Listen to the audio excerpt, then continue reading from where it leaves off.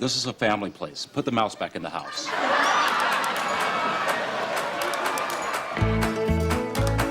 Gunther is one of the great mysteries of Friends. We never even learn his last name. What's my last name? Central Perk? We get hints that he could be a fascinating person if we got to know him better. Bedankt voor de koffie, Gunther. Je spreekt Nederlands. Dat is te gek. Heb je familie daar? But that interesting guy never materializes. Gunther just stays in the background, quietly working the same boring job at Central Perk for 10 seasons and counting. He doesn't leave for a more exciting career, nor does he find romantic happiness, or even get to become one of the friends, which he clearly wants to be. Gunther, 6 classes. 6? You want me to join? Oh, I thought Joey was here. 5 is good. Gunther has some big things in common with some of the friends. Like Rachel, he works at the coffee house. Remind me to review with you which pot is decaf and which is regular. Like Ross, he's in love with Rachel. But the money's good. Plus you get to stare at Rachel as much as you want. Like Chandler, he's addicted to cigarettes. Oh, dark mother. Once again, I suckle at your smoky teat. And like Joey, he used to be on a soap opera. I used to be Bryce on All My Children. But while the friends go on to fulfill their greater potential, I got tenure! And now they want me. I start shooting today. Gunther is what their lives would have been if they hadn't. Gunther's lack of growth makes him the cautionary tale of Friends. He's the person you don't want to end up like. You know, grown man getting people coffee is a little humiliating. Humiliating and noble. In this show about young adults becoming fulfilled and successful, Gunther's stagnation represents what happens when you don't push yourself to go for what you want. So let's talk about what we can all learn from Gunther's failure to launch. I'd really like to ask you out sometime. Wow.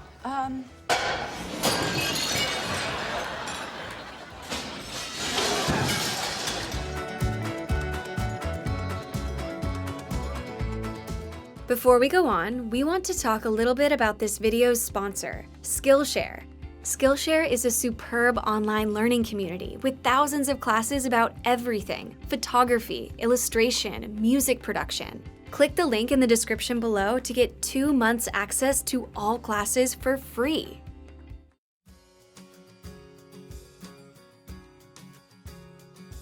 Oh, sure. Do you need me to train somebody new? Good one. Friends generally paints working in unsatisfying jobs as a rite of passage in your 20s. Why would such a person stay in such a demeaning job just because it's remotely related to the field they're interested in? Gee, I don't know, Rach. When we first meet Gunther in his job as manager at Central Perk, he seems to be in that phase of life too. And over the seasons, Rachel and Joey both work under him. I want to show you why we don't just trap spiders under coffee mugs and leave them there. And put on your apron. The difference is that they both move on and find professional fulfillment. But Gunther remains. Do you know why I'm a terrible waitress? Because I don't care. I don't care. I don't care which pot is regular and which pot is decaf. I don't care where the tray spot is. I just don't care. This is not what I want to do. Rachel is admittedly a very bad waitress. Okay, who ordered what?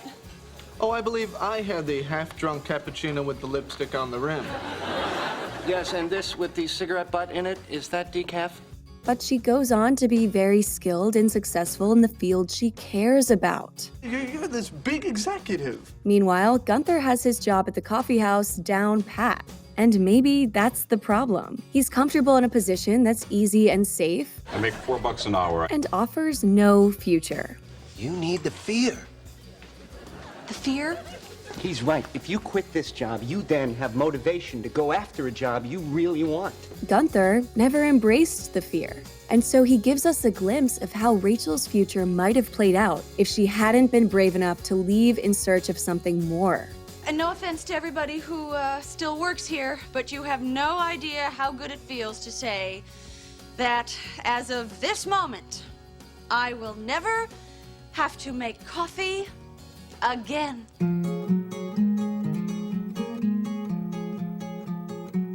Rachel has those in burgundy. If Gunther is Rachel's cautionary tale when it comes to career ambition, he's Ross's cautionary tale for romance. Like Ross, Gunther is hopelessly in love with Rachel. I love Rachel. I wish she was my wife. But he keeps his feelings so hidden that Rachel doesn't have a clue. I didn't initiate the kiss, but I also didn't stop it, and I've been feeling guilty. Okay. She actually thinks he's gay. Someday you are gonna make some man the luckiest guy in the world. The guy is deeply repressed. In the words of actor James Michael Taylor, quote, he was unfulfilled and had a lot of emotion underneath, but really couldn't express himself very well. Hi, Gunther.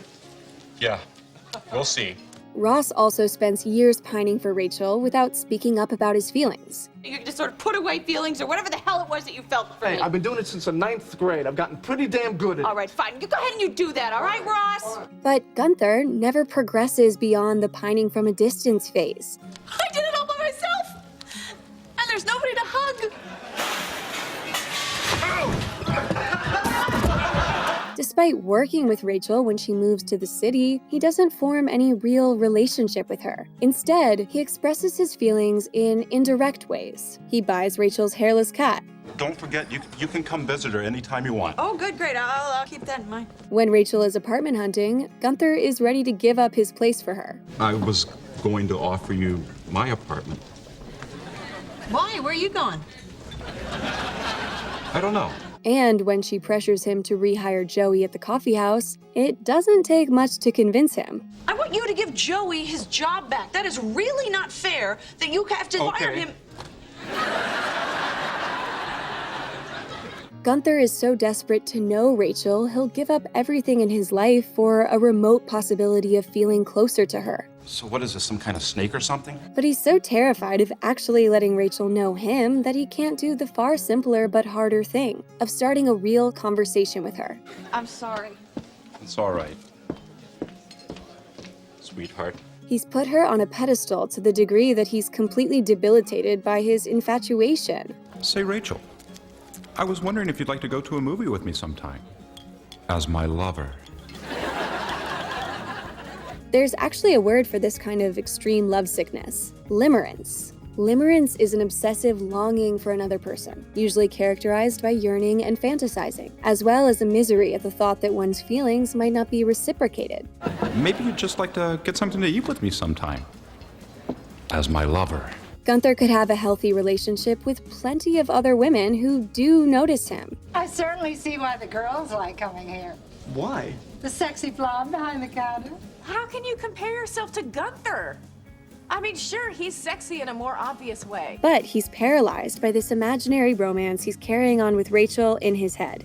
Many of us can relate to Gunther's infatuation. Through Ross, we get the satisfaction of imagining that unrealistic crush becoming a great love story. You know, it was like one of those things you think is never gonna happen, and then it does, and it's everything you want it to be. Ross's story may be a little aspirational, and it's thanks to Chandler's mistake. Remember back in college when he fell in love with Carol and bought her that ridiculously expensive crystal duck?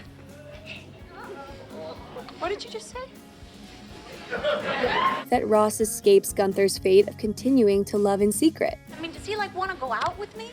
Well, given that he's desperately in love with you, he probably wouldn't mind getting a cup of coffee or something. Still, Ross doesn't just end up with Rachel by chance. He builds a strong friendship with her, and then he puts himself out there and shows Rachel how much he loves her. So just as we saw in Rachel's career, in our love lives too, we have to be brave and go for it. In the end, Gunther finally confesses his love to Rachel. Way, way too late. I know you're leaving tonight, but I just have to tell you, I love you. While it's doubtful the outcome would have been different if he'd done this 10 years sooner, he wouldn't have wasted a decade lusting after an illusion. He could have moved on and sought a real relationship. The sad thing is we can see that Gunther's romantic paralysis has made him bitter. Gunther, please tell me you didn't say anything to Rachel about me and the girl from the copy place. I'm sorry. Was I not supposed to? Gunther continues to express his spite towards Ross in constant passive-aggressive behavior. Oh, I'm just making a list of people's birthdays. Oh, mine's December. Yeah, whatever. I'm looking for someone. You don't by any chance know Ross Geller? No. Gunther's stunted emotional state is a stark contrast to the growth we see from all the friends. In the end, we have to feel bad for Gunther because he doesn't experience the joys of forming mature adult relationships, which is what Friends is all about.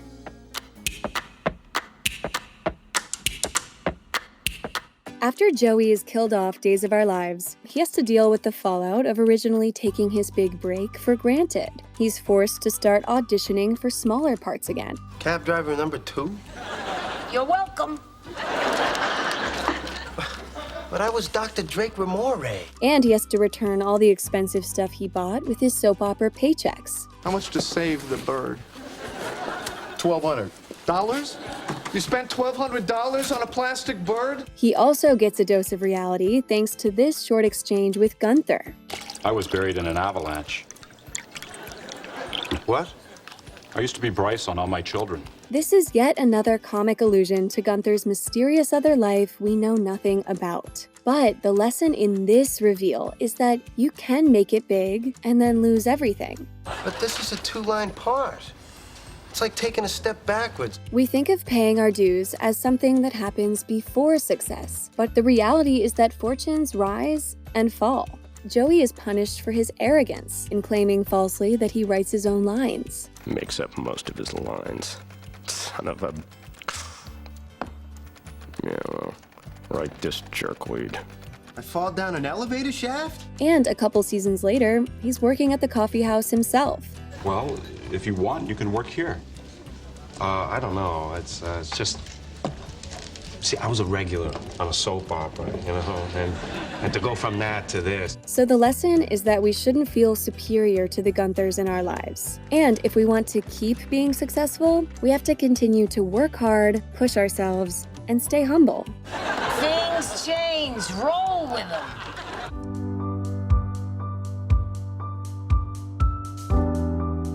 We talked in our Janice video about how Janice keeps popping into the friends' lives, as if fate is declaring that she will not be ignored. What a small world.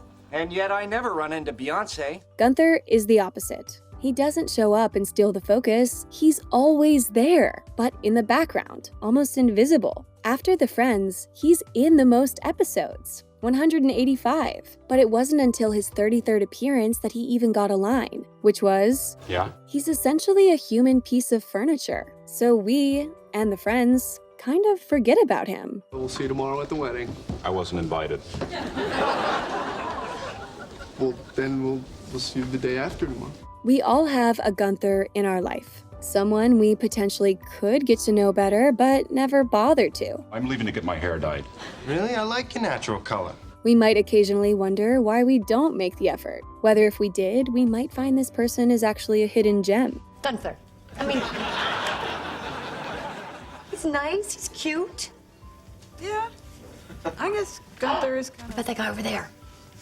Yet something stops us, and that something is probably that that person doesn't have the confidence to put himself out there and make us take notice. If you want to go, just go. No. She'll yell at me again. It's Gunther's lack of faith in himself that guarantees he ends up exactly where he started, in the same job and holding on to the same unrequited love. We might think getting into the room, getting near people we want to know, is a good start. And I'm going to invite Gunther because, well, we've been talking about this pretty loudly. I'll be there. But proximity to an interesting scene isn't being interesting. And proximity to a great friendship group doesn't make you one of the gang. Gunther proves that in life, it's not enough to just be around. You have to make things happen. Friends emphasizes that these scary moves in search of greater rewards are the essential challenge of our 20s. Because if you don't muster the courage to leave your comfort zone, you stand a very real chance of winding up repressed and resentful. Can I get a napkin too? Oh, like you don't already have everything.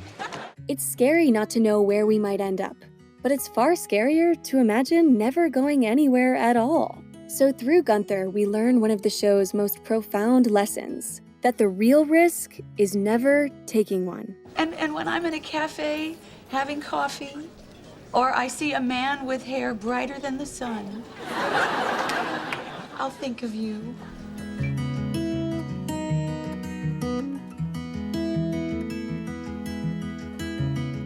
Have you always wanted to learn how to paint or write personal essays? Is your goal for the new year to master cinematography?